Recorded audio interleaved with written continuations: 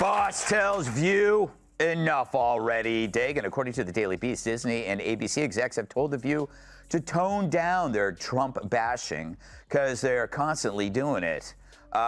Should they, though? I mean, isn't this their brand now? They got nothing left. If you take that away, what do they have? Greg Gutfeld just went full savage on The View after a shocking ultimatum was reportedly slapped down by Disney execs, threatening to pull the plug on their entire anti-Trump crusade. Did the House of Mouse just hand Gutfeld his comedic kill shot? And are we watching the slow, painful unraveling of The View as we know it? This drama is hotter than a Disneyland churro dropped on asphalt in July.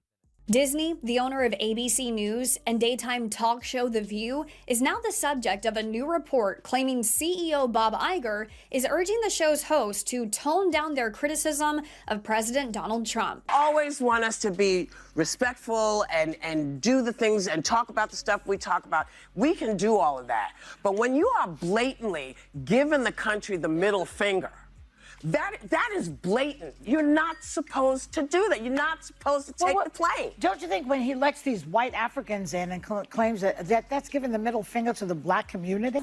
As if the show is some delightful chit-chat fest without the political talk. Yeah. Oh, it's just a lullaby and a shot of Dickel. Yeah. If they're not ripping. It all kicked off with a bombshell report ricocheting through media circles like a rogue firework, originating from the Daily Beast. The claim?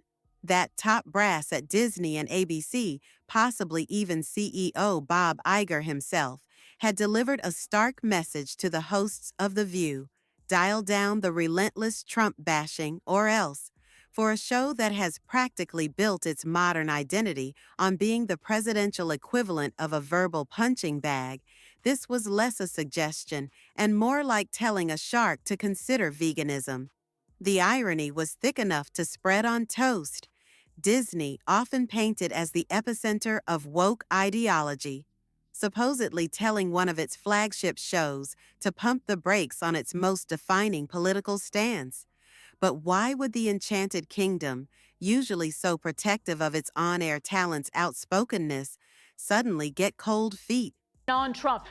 Here's Joy. She's going to share her feminine hygiene routine and tell you how to prevent your old tatas from going down and having a picnic with your belly button. That's like a cross between The View and Hee Haw. Except hoo-ha.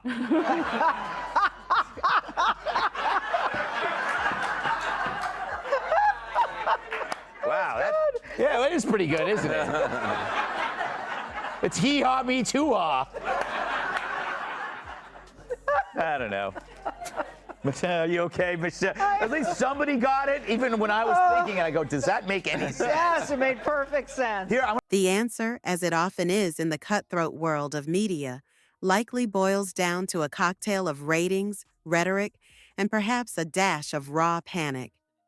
While The View has long been a staple, the television landscape is a brutal battlefield.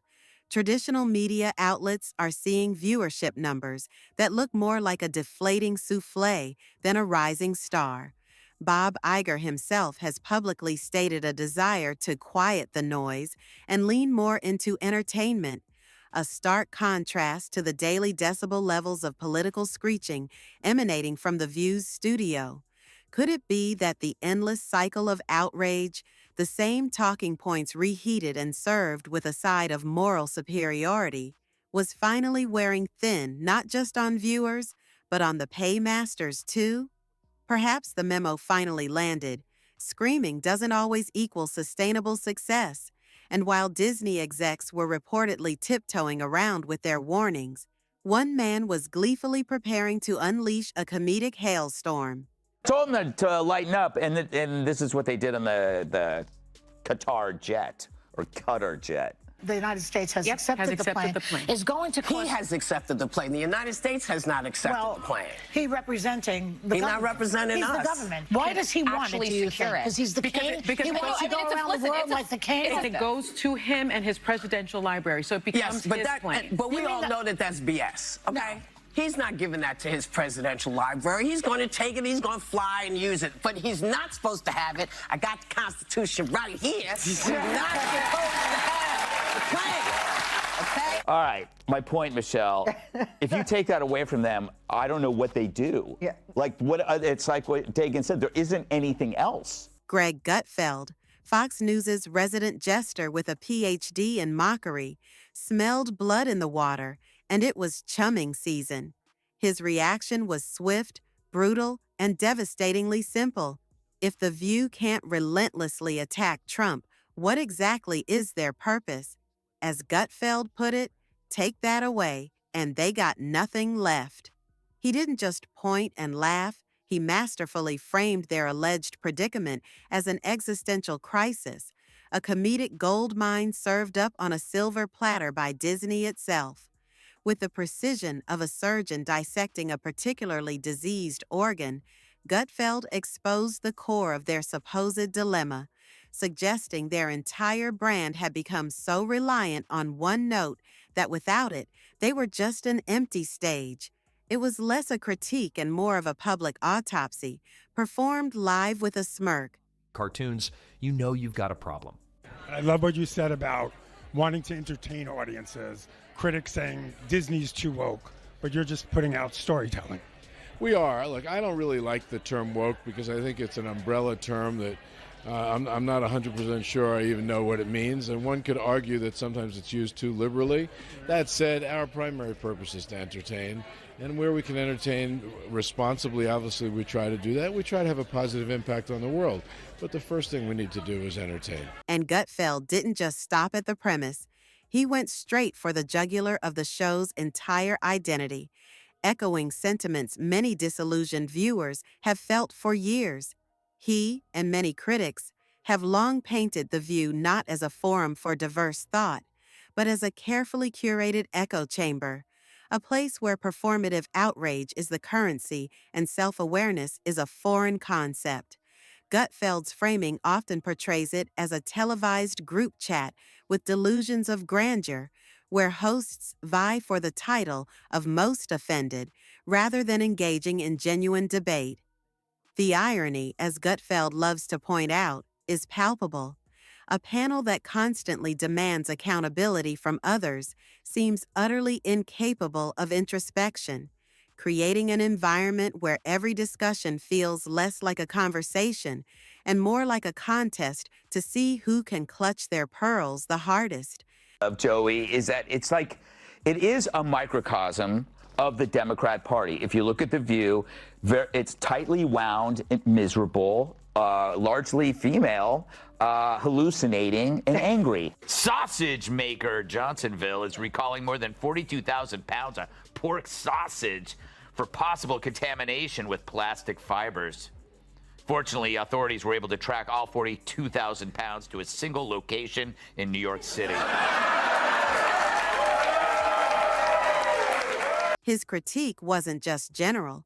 Gutfeld often pinpoints the moments that make viewers either roll their eyes into another dimension or howl with laughter at the sheer absurdity. The competitor's script itself alluded to some of these classic Gutfeld-esque takedowns. Think of his comparison of The View to a medical hospital that displays human misfailure, or the savage Johnsonville sausage recall joke, implying all 42,000 pounds of contaminated product could be found at a single location in New York City, a thinly veiled jab at The View's studio.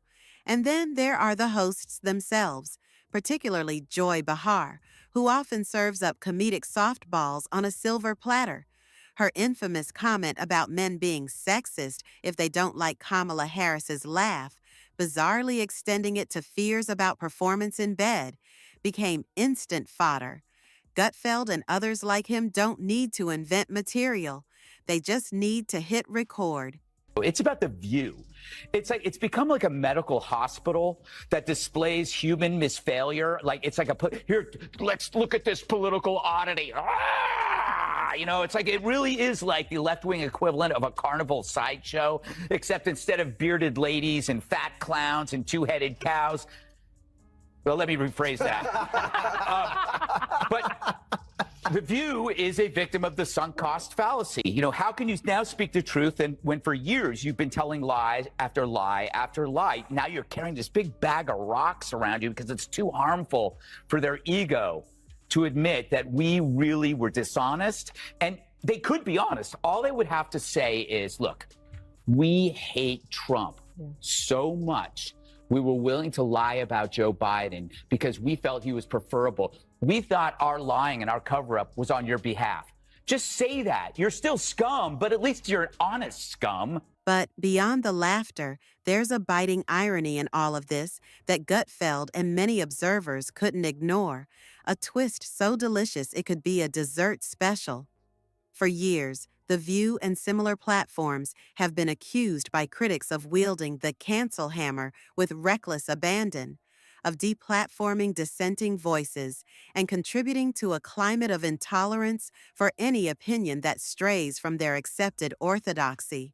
Now, the tables appeared to be turning in the most spectacular fashion. The very entity that signs their paychecks was allegedly threatening to, if not cancel them outright, then severely neuter their primary mode of operation. Gutfeld practically reveled in this hypocrisy, highlighting the poetic justice of the canceller potentially getting a taste of its own medicine. It raises a chilling question for any outspoken media personality. Are you ever truly safe when corporate interests and public opinion shift? An anti-aging drug for dogs has moved closer to gaining FDA approval. Customers are already waiting in line.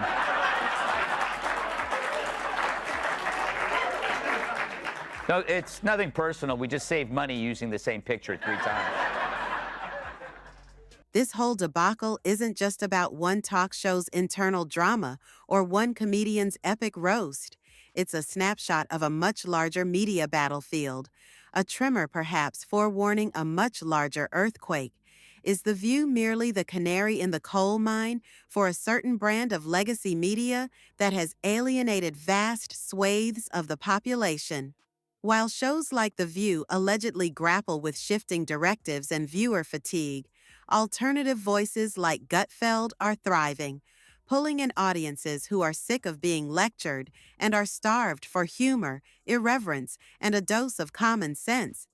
It suggests a growing hunger for authenticity, for commentators who aren't afraid to skewer sacred cows, and for a media landscape that reflects a broader range of perspectives rather than a monolithic, sanctimonious drone.